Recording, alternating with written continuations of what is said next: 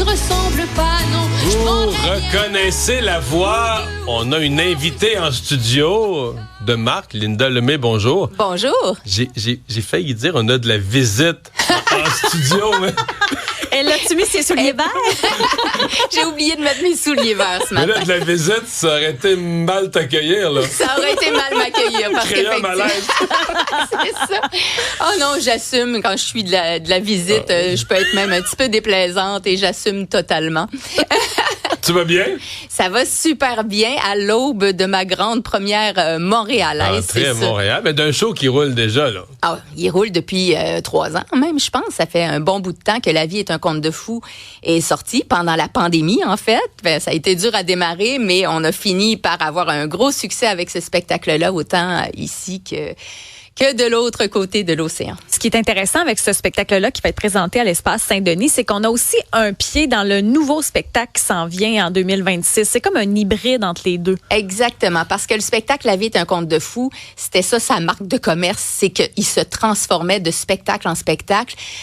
En plus, on demandait aux gens de nous faire des demandes spéciales pour savoir c'est quoi que le public avait envie d'entendre, et je faisais donc un nouveau spectacle à chaque soir. C'est devenu c'est devenu en fait la 11e folie. Ça va être devenu complètement la 11e folie à partir de 2025. Mais déjà à Montréal, vous allez avoir une bonne idée de ce nouveau spectacle-là. On écoute un autre extrait? Mieux, une mère, ça calme des chamailles, ça peigne d'autres cheveux que sa propre broussaille. Ce sont des chansons que vous allez retrouver dans le spectacle parce que le relationniste me dit « OK, tiens, voici quelques chansons qu'on va pouvoir entendre à l'Espace Saint-Denis. » Oui, effectivement. Mais une mère, c'est tout un texte, là.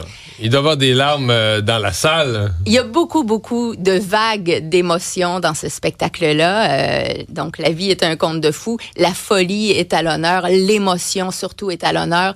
Les vraies affaires sont... on plonge dans la vraie vie, puis on se prend pas au sérieux en plongeant dans ça. Donc, c'est vraiment... Ça fait du bien.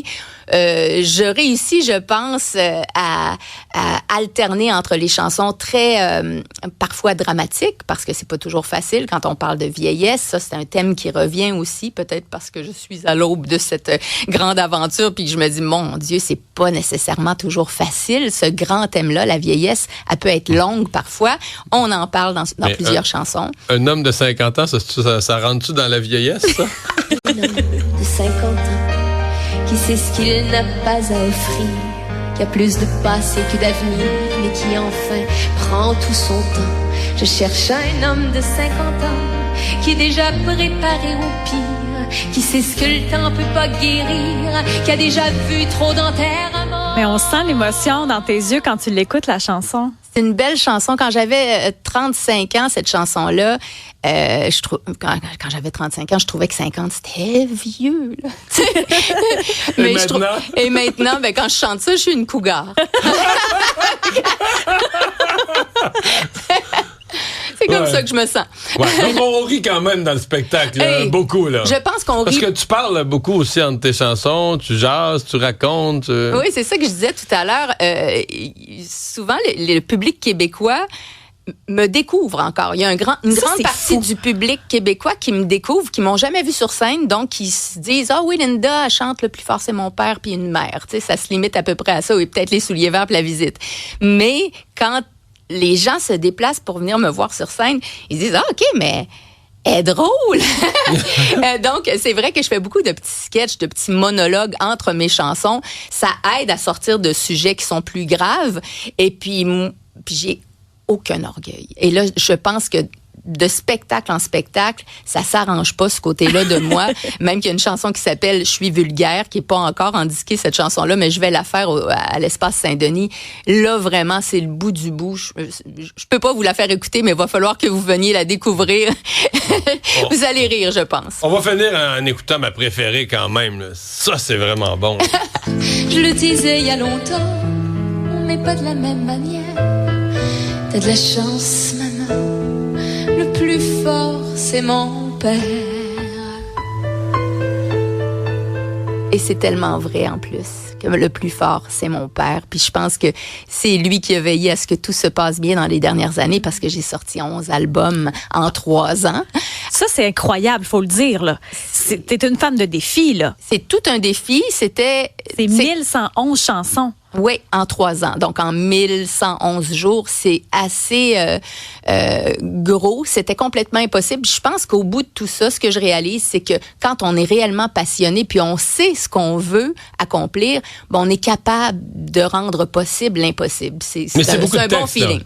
C'est beaucoup de textes, beaucoup de musique aussi. J'ai joué du piano là-dessus. J'ai fait des arrangements avec mes grands complices musiciens. Là, sur scène, je vais être avec Claude Pinault, qui est vraiment un musicien multi-instrumentiste exceptionnel, et Marc Anger au violon qui va vous donner des frissons.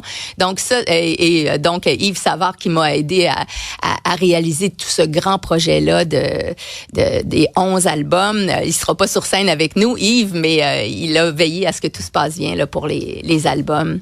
Alors, du gros bonheur. C'est beaucoup en quantité, mais tu es une très, très grande auteure, très grande poète. Là. C'est vraiment des textes, incluant les textes drôles, mais tu sais, drôles avec les mots... les mots justes, les mots qui donnent le feeling que tu te reconnais, tu sais, c'est phénoménal. Hey, merci beaucoup, c'est un bonheur de t'accueillir. Merci d'avoir pris le temps ce matin. Merci pour ta visite. Opinion et analyse. Cube.